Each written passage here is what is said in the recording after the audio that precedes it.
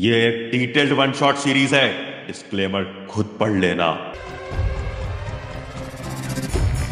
भाईजान, क्या आप मकसद के लिए तैयार हैं? मैं तैयार हूँ जनाब, क्या आप इंडिया से हैं? ये ले मकसद एक रैप्टा मारा ना सड़क पे देगा। मजाक ना करें जनाब।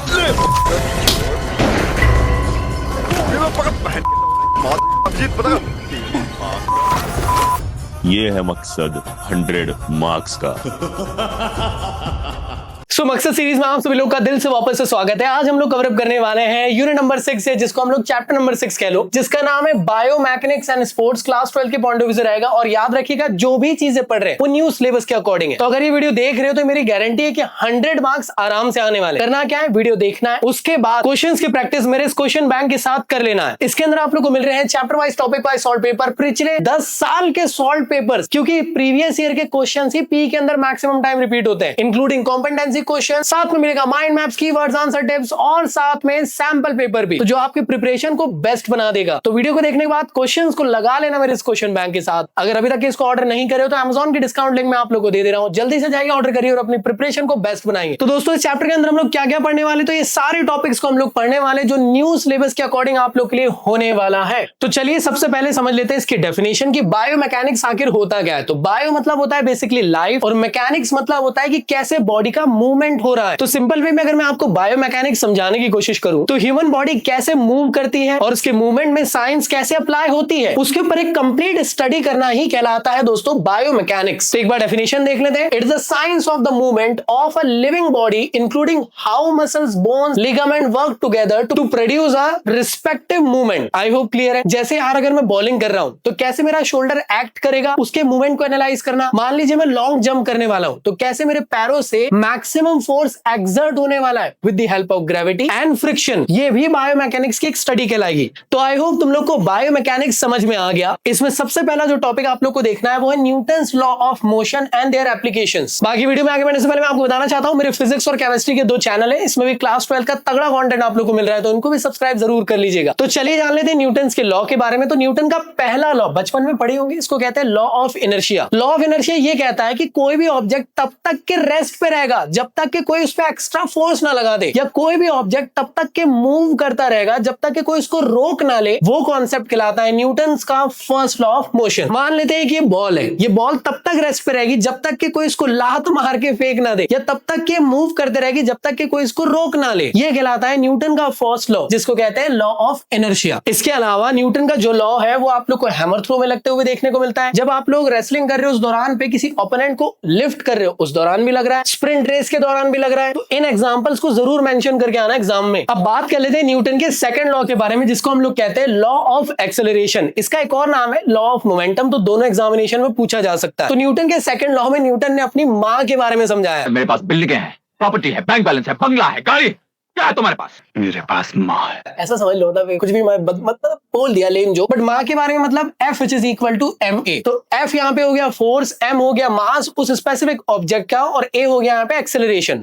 इस फॉर्मूले को कस्टमाइज किया जा सकता है A के फॉर्म में। तो A which is equal to हो जाएगा F by m, और यहां से बन जाएगा acceleration which is equal to force upon mass. और ये फॉर्मूला आप लोग को ये समझाता है, या ये लॉ आप लोग को ये समझाता है कि जितना ज्यादा आप फोर्स लगा रहे हो उतना ज्यादा आप लोग को एक्सेलरेशन लगते हुए देखने को मिलेगा, और जितना कम मास रहेगा उतना ज्यादा एक्सेलरेशन लगेगा, और जितना ज्यादा मास रहेगा उतना कम आप लोग को एक्सेलरेशन लगते हुए देखने को मिलेगा। अब बात कर लेते हैं न्यूटन के थर्ड लॉ के बारे में, जिसको हम लोग कहते हैं लॉ ऑफ रिएक्शन। कहता क्या है, every action has equal and opposite reaction. Simple way में कहा जाए तो इस वॉल में अगर मैं एक बॉल को हिट करूंगा तो जितने फोर्स के साथ बॉल वॉल को हिट करेगी उतना ही रिबाउंड करके मेरे पास आएगी। वही कहलाता है न्यूटन का थर्ड लॉ। तो न्यूटन के फर्स्ट लॉ के एग्जांपल्स हम लोगों ने समझ लिए थे, न्यूटन के सेकंड लॉ के एग्जांपल्स को हम लोग समझ लेते हैं। जब क्रिकेट में कोई भी बॉलर फास्ट थ्रो करता है तो उस दौरान पे आप लोग को ज्यादा फोर्स लगाना पड़ता है फास्ट थ्रो के लिए, जिसके थ्रू ज्यादा स्पीड आप लोग को देखने को मिलती है। उसे हम लोग कहते हैं सेकंड लॉ का एग्जांपल। या सिंपल वे में कहूं तो शॉर्ट पुट फेंकने के लिए बहुत ज्यादा ताकत लगा के आप उसको फेंकना पड़ रहा है। इसका मतलब क्या हुआ, ज्यादा फोर्स लगाओगे तभी वो ज्यादा दूर तक जाएगा या ज्यादा स्पीड अचीव करेगा।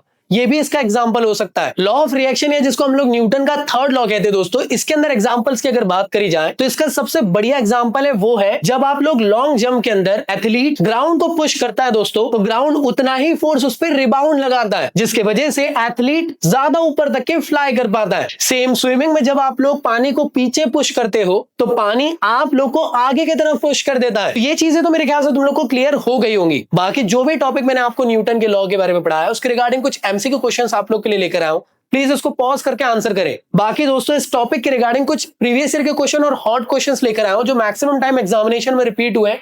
इसको पॉज करके आप इसका स्क्रीनशॉट ले सकते हो, उसके प्रॉपर आंसर आप लोग को मेरी बुक के अंदर मिल जाएंगे।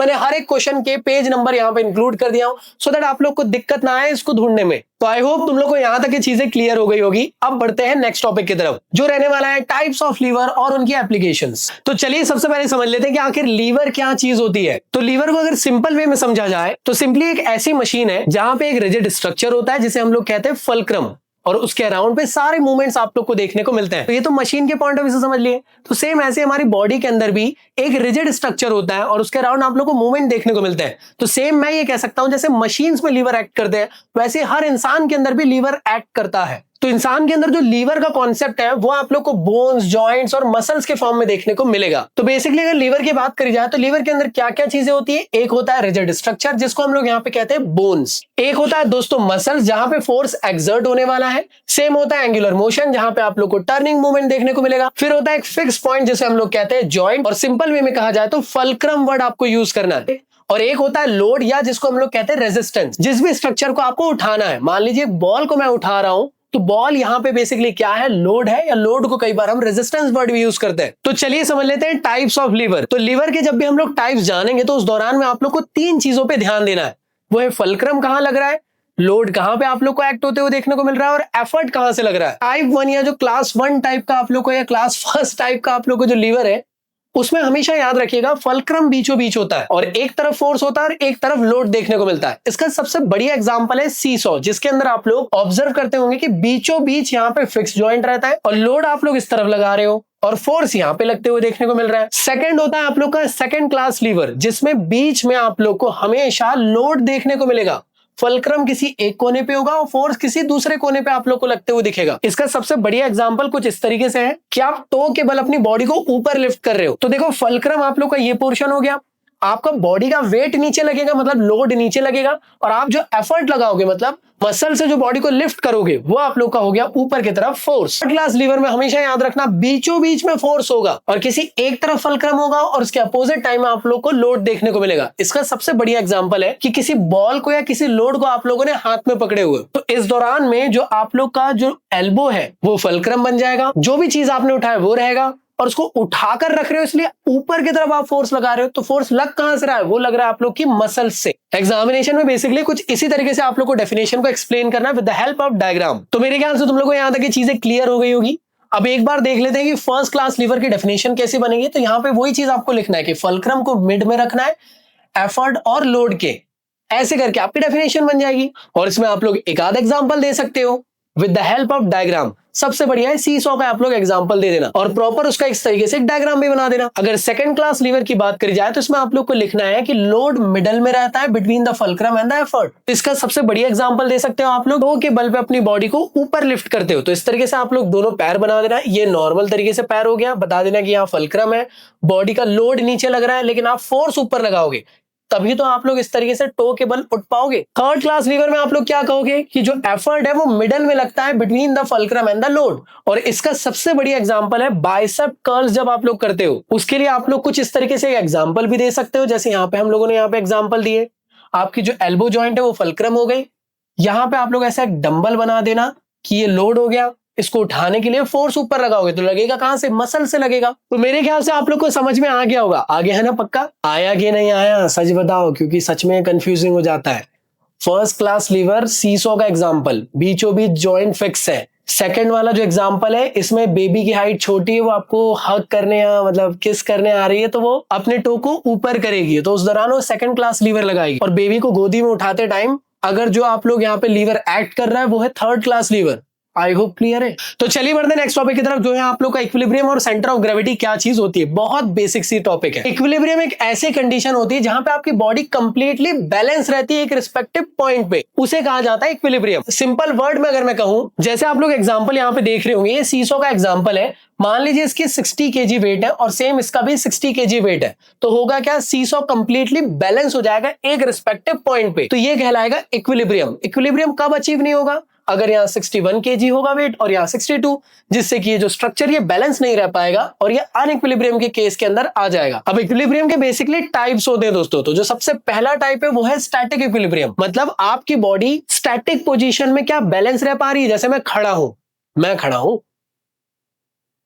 खड़े रहने के लिए इक्विलिब्रियम। अरे मान लीजिए आपने एक पैर में खड़े हो तो आप क्या हो जाओगे, अनबैलेंस होना शुरू हो जाओगे, तो ये क्या कहलाएगा, स्टैटिक इक्विलिब्रियम अचीव नहीं हो पा रहा है। दोनों पैर नीचे कर लिया, स्टैटिक इक्विलिब्रियम अचीव हो गया। तो ये स्टैंडिंग पोजीशन में देखने को मिलेगा, चेयर में बैठते टाइम देखने को मिलेगा। दूसरा होता है दोस्तों डायनेमिक इक्विलिब्रियम। मतलब जब भी आप लोग बॉडी का मोशन करा रहे हो उस दौरान आप लोग इक्विलिब्रियम में हो। क्या मतलब, अरे मान लीजिए आप रनिंग कर रहे हो, उस टाइम पे आप स्टेबल हो। मान लीजिए आपके पैरों के नीचे केले का छिलका आ गया तो आप अनबैलेंस हो जाओगे ना, तो इक्विलिब्रियम अचीव नहीं हो पाएगा। दौड़ते टाइम, वॉकिंग करते टाइम आप लोग जो इक्विलिब्रियम अचीव करते हो, जिसके थ्रू आपका बॉडी का पोस्चर सही रहता है ड्यूरिंग दी वॉकिंग और running, that is called as dynamic equilibrium. या आप लोग एग्जांपल के तौर पे इसमें जिम्नास्टिक भी डाल सकते हो। नेक्स्ट टॉपिक है दोस्तों कि आखिर ये सेंटर ऑफ ग्रेविटी क्या होता है। तो सेंटर ऑफ ग्रेविटी बेसिकली एक ऐसा इमेजिनरी पॉइंट पे जहां पे हम लोग ऐसा ज्यूम करते हैं कि इस रिस्पेक्टिव पॉइंट में आपकी बॉडी बैलेंस रहती होगी। एग्जांपल के तौर पे जैसे एक नॉर्मल इंसान खड़ा है तो इस दौरान पे इसकी सेंटर ऑफ ग्रेविटी बीचों बीच होगी। जैसे इंसान ने अपने हाथों को ऊपर कर लिया तो सेंटर ऑफ ग्रेविटी ऊपर हो गई। जैसे इसने अपने आप को झुका लिया नीचे तो सेंटर ऑफ ग्रेविटी नीचे हो गई। ज्यादा दिमाग मत लगा। तो ऐसा क्यों हो रहा है, क्योंकि जितना ज्यादा लंबा ऑब्जेक्ट रहेगा उसका सेंटर ऑफ ग्रेविटी आप लोग को डिफर करते हुए देखने को मिलेगा। ऐसा क्यों, मान लीजिए ये है बॉडी, इसका सेंटर ऑफ ग्रेविटी हमेशा इसके बीचों बीच रहेगा। तो इसलिए जब ये नॉर्मल खड़ा था तो इसका सेंटर ऑफ ग्रेविटी यहाँ था, इसने हाथों को ऊपर करा तो इसकी हाइट इतनी हो गई और सेंटर ऑफ ग्रेविटी यहाँ आ गई। अब ये नीचे हो गया तो इस टाइम पे सेंटर ऑफ ग्रेविटी इसकी नीचे की तरफ चली गई। इसका सबसे बड़ी एग्जांपल ये हो सकता है कि एक भरी हुई पानी की बोतल है, उसमें हल्का सा आप लोग फोर्स लगाओगे तो जल्दी गिर जाती है। एज कंपेयर टू एक पानी की बोतल है जिसमें इतना सा ही पानी भरा है, तो उसमें हल्का सा फोर्स भी लगाओगे तो बोतल डिसबैलेंस होगी लेकिन वापस से बैलेंस हो जाएगी। ऐसा क्यों, क्योंकि सेंटर ऑफ ग्रेविटी उसकी नीचे रहती है, क्योंकि पानी नीचे है ना। तो दोस्तों सेंटर ऑफ ग्रेविटी हमेशा कंटिन्यूअसली चेंज होती रहती है with respect of the movement. जैसे आप मूवमेंट चेंज करोगे वैसे वैसे सेंटर ऑफ ग्रेविटी चेंज रहेगी। और स्पोर्ट्स की फील्ड में सेंटर ऑफ ग्रेविटी सबसे इंपॉर्टेंट टॉपिक होता है। इसी के थ्रू आप लोग अपनी एक बेटर स्किल कर सकते हो। मान लीजिए आप हेलीकॉप्टर शॉट मार रहे हो, उस दौरान आप लोग की बॉडी डिसबैलेंस होकर गिर गई। इसका मतलब ये हुआ कि सेंटर ऑफ ग्रेविटी आप लोग की बॉडी की शिफ्ट हो गई होगी और आप अपनी बॉडी का मूवमेंट सही नहीं कर पाए होंगे। तो कोई भी मूवमेंट को, कोई भी स्किल को करते हुए सेंटर ऑफ ग्रेविटी का ख्याल हमेशा रखना पड़ता है, जिसके थ्रू आपकी बॉडी हमेशा बैलेंस रहती है। तो दोस्तों जो टॉपिक मैंने अभी आप लोगों को पढ़ाया उसके रिगार्डिंग कुछ एमसीक्यू क्वेश्चंस आप लोगों के लिए लेकर आया हूं, तो प्लीज इसको जल्द से जल्द आप लोग सॉल्व करें। और एक छोटा सा सर्शन रीजनिंग का क्वेश्चन है तो इसको भी सॉल्व करना है। इन सबके सॉल्यूशन और ढेर सारे और कॉम्पिटेंसी क्वेश्चंस मेरी बुक के अंदर आप लोग को मिल जाएंगे। जो टॉपिक आपको पढ़ाया उसके रिगार्डिंग प्रीवियस ईयर में किस टाइप के क्वेश्चंस आए हैं वो सभी के सभी मैंने यहाँ पे ऐड कर दिया हूँ विद द पेज नंबर। तो ये रहे भैया पेज नंबर, जाइए चेक करिए और क्वेश्चंस को जरूर प्रैक्टिस करिएगा हमारी इस बुक से। तो चलिए देखते हैं हमारा नेक्स्ट टॉपिक जिसका नाम है दोस्तों फ्रिक्शन एंड स्पोर्ट्स। तो आखिर ये फ्रिक्शन होता क्या है, तो कई लोग को यही नहीं मालूम रहता कि फ्रिक्शन क्या है। तो फ्रिक्शन बेसिकली एक फोर्स है। अच्छा फोर्स है, मान लेते हैं ये एक बॉल है, इस बॉल को मैं धक्का मार रहा हूं तो बेसिकली ये हुआ आप लोग का नॉर्मल फोर्स, और बॉल अपोजिट इन डायरेक्शन में एक और फोर्स लगाएगी, उसे हम लोग कहते हैं दोस्तों फ्रिक्शन। आई होप क्लियर है। तो हर ऑब्जेक्ट को जब भी आप लोग खसकाते हो, धक्का मारते हो, मूव करवाते हो तो उसके अपोजिट इन डायरेक्शन में उतना ही फोर्स लगता है, उसे हम लोग कहते हैं फ्रिक्शन। तो फ्रिक्शन कहां पे ज्यादा लगेगा, फ्रिक्शन हमेशा रफ सरफेस पे ज्यादा लगता है और स्मूथ सरफेस में फ्रिक्शन कम लगता है। इस वजह से आप लोग को लुब्रिकेंट यूज करना चाहिए दरवाजों में, जिससे कि आवाज ना आए ना। तुम क्या सोच रहे हो? अगर आप लोग अच्छे से ध्यान दो तो जैसे मैं इस बॉल को किक करूंगा तो उस टाइम पे होगा क्या, जो बॉल है इस तरफ आप लोग को फोर्स लगते हुए मूव करने लग जाएगी। लेकिन आप सभी लोग जानते हो कि थोड़ी देर में बॉल रुक जाती है। ऐसा क्यों हो रहा है, उसके पीछे का रीजन है कि जिस तरफ आप फोर्स लगा रहे हो उसके अपोजिट इन डायरेक्शन में, देखो सरफेस से टच होने की वजह से अपोजिट इन डायरेक्शन में एक और फोर्स लगेगा जिसे हम लोग कहेंगे फ्रिक्शन। जितना आप फोर्स लगा रहे हो उससे बॉल मूव कर रही है और friction force opposite in direction में लग रहा है, इस वजह से बॉल रुकने की कोशिश कर रही है। आप लोग के भी दिमाग में जरूर आया होगा कि न्यूटन का फर्स्ट लॉ कहता है कि किसी भी ऑब्जेक्ट को आप फोर्स लगाते हो तो वो मूव करता रहता है, लेकिन रियल लाइफ में तो वो जो बॉल रहता है, जो ऑब्जेक्ट रहता है, वो रुक जाता है। वो रुक क्यों रहा है? ड्यू टू द फ्रिक्शन की वजह से। अगर फ्रिक्शन सरफेस में नहीं रहेगा तो ऑब्जेक्ट मूव ही करता रहेगा हमेशा इनर्शिया की वजह से। अब फ्रिक्शन के अंदर आप लोग को टाइप्स देखने को मिलेंगे। तो सबसे पहले आप लोग का होता है स्टैटिक फ्रिक्शन। तो स्टैटिक फ्रिक्शन का सबसे बेस्ट एग्जांपल है कि एक बहुत भारी ऑब्जेक्ट है जिसपे आप फोर्स लगा रहे हो कंटिन्यूअसली, लेकिन वो मूव ही नहीं हो रहा है। तो ऐसे टाइप के फ्रिक्शन को कहते हैं स्टैटिक फ्रिक्शन, क्योंकि जितना फोर्स आप लगा रहे हो उतना फोर्स भी वो अपने काउंटर में लगा रहा है फ्रिक्शन के फॉर्म में, जिसकी वजह से वो बॉडी मोशन में ही नहीं आ पा रही है। उसे हम लोग कहते हैं दोस्तों स्टैटिक फ्रिक्शन। दूसरा होता है दोस्तों स्लाइडिंग फ्रिक्शन। जैसे एक स्लोप वाला सरफेस है कुछ इस तरीके से, और आप यहां से ऐसे इसके नीचे से मूव करते हो, अरे रे रे रे रे रे आ रहे हो, समझ गए ना? मतलब ये कैसा बन गया ऑब्जेक्ट, समझ जाओ। तो आप लोग इस तरफ फोर्स लगाओगे सो दैट आप स्लाइड हो पाओगे, और अपोजिट इन डायरेक्शन में एक और फ्रिक्शन लगेगा जिसे हम लोग कहेंगे स्लाइडिंग फ्रिक्शन, जिसकी वजह से आप पूरी तेजी से नीचे नहीं जाओगे, धीरे धीरे धीरे धीरे आप नीचे आओगे। अगला होता है दोस्तों रोलिंग फ्रिक्शन। हर एक बॉल लाइक स्ट्रक्चर में जब आप फोर्स लगाते हो तो इस दौरान पे आप लोग को लग रहा है कौन सा फोर्स? नॉर्मल फोर्स जो आप लगा रहे हो, लेकिन फ्रिक्शन लगेगा इसके अपोजिट इन डायरेक्शन में काउंटर करते हुए, सो दैट ये बॉल आगे जाके रुक जाती है। तो रोलिंग लाइक ऑब्जेक्ट में जो फ्रिक्शन लगता है उसे रोलिंग फ्रिक्शन कहते हैं। तो नेक्स्ट है दोस्तों आप लोग का fluid friction. Fluid friction basically air या फिर वाटर की वजह से आप लोग को लगते हुए देखने को मिलता है। मतलब बहुत तेज हवाएं चल रही है और आप उस तेज हवा में अपनी बेबी से मिलने के लिए आगे बढ़ रहे हो, तो कर क्या रहे हो? हवा का पार्टिकल आपको पीछे धकेल रहा है और आप आगे जा रहे हो, तो फोर्स आप आगे लगा रहे हो, और जो एयर पार्टिकल है वो एक किस्म से फ्रिक्शन की तरह आप पे एक्ट कर रहा है, जिससे कि आप आगे इजीली मूव नहीं कर पा रहे हो। सेम आपको वाटर में जब आप लोग स्विमिंग करते हो तो उस दौरान भी देखने को मिलता है, आप आगे की तरफ कंप्लीटली फोर्स लगाते रहते हो, लेकिन वाटर जो है आपको अपोजिट इन डायरेक्शन में फ्रिक्शन लगाता रहता है, जिस वजह से स्विमिंग कई बार टफ हो जाती है। तो दोस्तों जो भी टॉपिक आपको पढ़ाया उसके रिगार्डिंग कुछ एमसीक्यू क्वेश्चंस है, प्लीज इसको पॉज करके करिएगा, और एक एग्जांपल मतलब असर्शन रीजनिंग के क्वेश्चन का भी दिया हो तो इसको भी जरूर करना। ऐसे टाइप के ढेर सारे कॉम्पिटेंसी क्वेश्चंस मेरी बुक के अंदर आप लोग को मिल जाएंगे। साथ में दोस्तों जो टॉपिक अभी हम लोगों ने पढ़े उसके रिगार्डिंग कुछ प्रीवियस ईयर के क्वेश्चन है, इसको जरूर सॉल्व करिएगा। पेज नंबर के साथ मैंने इंक्लूड कर दिया मेरी बुक के अंदर, जल्दी से ओपन करो, क्वेश्चन सॉल्व करो, और भाई इस चैप्टर को सिक्योर बनाओ, क्योंकि ये चैप्टर कई लोगों को टफ लगता है, स्पेशली कॉमर्स वालों को। वैसे है इजी पीजी, लेकिन उसके लिए क्वेश्चंस की प्रैक्टिस करना जरूरी है। और हाँ, अगर तुम्हें इस क्वेश्चन बैंक की ई बुक फॉर्मेट चाहिए हो तो वो भी आप लोग को मिल जाएगा Amazon के लिंक के अंदर। किंडल ऐप डाउनलोड करना और एक्सेस कर सकते हो इसकी ई बुक फॉर्मेट। तो नेक्स्ट टॉपिक है आप लोग का projectile in sports. Basically projectile होता क्या है? जब किसी भी ऑब्जेक्ट को अगर आप लोग थ्रो करते हो उस दौरान पे जब उस पे ग्रेविटी और एयर रेजिस्टेंस लगता है, जिसकी वजह से वो एक पैराबोलिक पाथ फॉलो करते हुए आगे मूव करता है, उस मोशन को कहते हैं प्रोजेक्टाइल मोशन। सिंपल वे में जब भी किसी बॉल को थ्रो करते हो तो देखते हो ना ऐसा पाथ फॉलो करते हुए जाता है, तो उसे कहा जाता है प्रोजेक्टाइल मोशन। प्रोजेक्टाइल मोशन जब भी लग रहा है या जब भी प्रोजेक्टाइल लग रहा है तो उसमें दो मोशन अफेक्ट हो रहे हैं। सबसे पहला है हॉरिजॉन्टल मोशन, जिसकी वजह से जो बॉल है वो मैक्सिमम से मैक्सिमम डिस्टेंस कवर कर रही है, और दूसरा होता है वर्टिकल मूवमेंट, जिसकी वजह से जो ऑब्जेक्ट है वो नीचे की तरफ खींचा चला रहा है। तो किसकी वजह से चला रहा है? ग्रेविटी की वजह से। सेम इसी तरीके से आप लोग देख सकते हो, किसी भी बॉल को अगर आप बहुत ऊपर लिफ्ट कर दोगे तो वो ऑब्जेक्ट ज्यादा दूर नहीं जाएगा, और किसी ऑब्जेक्ट को अगर आप लोग कम एंगल के साथ अगर मूव करवाते हो तो भी वो ज्यादा दूर तक नहीं जाता है। अगर किसी भी ऑब्जेक्ट को ज्यादा दूर तक के आप लोग को थ्रो करना है तो एक्चुअल में 45 डिग्री का एंगल प्रोड्यूस करते हुए आप लोगों को कराना चाहिए। ये one of the best angle रहता है, जिसकी वजह से ज्यादा दूर तक के बॉल मूव कर पाती है और एक बेटर प्रोजेक्टाइल बन पाता है। तो प्रोजेक्टाइल के आप लोग एग्जांपल्स दे सकते हो, लाइक जेवलिन थ्रो के अंदर जेवलिन जो है वो एक प्रोजेक्टाइल की तरह रिलीज होता है और एक पाथ फॉलो करते हुए एक रिस्पेक्टिव पॉइंट पे गिरता है। शॉर्टपुट या फिर डिस्कस थ्रो में आप लोग जो डिस्कस रहती है या फिर जो बॉल रहती है उसको आप लोग फेंकते हो एक प्रोजेक्टाइल के फॉर्म में। फुटबॉल या क्रिकेट के अंदर जो आप लोग बॉल को हिट करते हो वो प्रोजेक्टाइल के फॉर्म में हिट होती है। बास्केटबॉल के अंदर में भी सेम वही कॉन्सेप्ट है। लॉन्ग जंप या हाई जंप अगर आप लोग करते हो तो ह्यूमन बॉडी खुद इटसेल्फ एक्ट करती है प्रोजेक्टाइल के तौर पे, जिसके थ्रू आप हाई डिस्टेंस को कवर कर पाए। अब कौन से फैक्टर अफेक्ट करते हैं प्रोजेक्टाइल को? तो सबसे पहला होता है एंगल ऑफ प्रोजेक्शन। किस हाइट पे, किस डिस्टेंस पे आप लोगों ने इस ऑब्जेक्ट को फेंके, और अगर आपको मैक्सिमम डिस्टेंस कवर करना है तो 45 डिग्री का एंगल होना चाहिए। अगर आपने सीधा ही उठा दिए तो ज्यादा डिस्टेंस नहीं जाएगी, बॉल नीचे आ जाएगी। अगर आपने एंगल ज्यादा प्रोड्यूस ही नहीं करे तो वो बॉल करीब में ही गिर जाएगी। नेक्स्ट है स्पीड ऑफ रिलीज।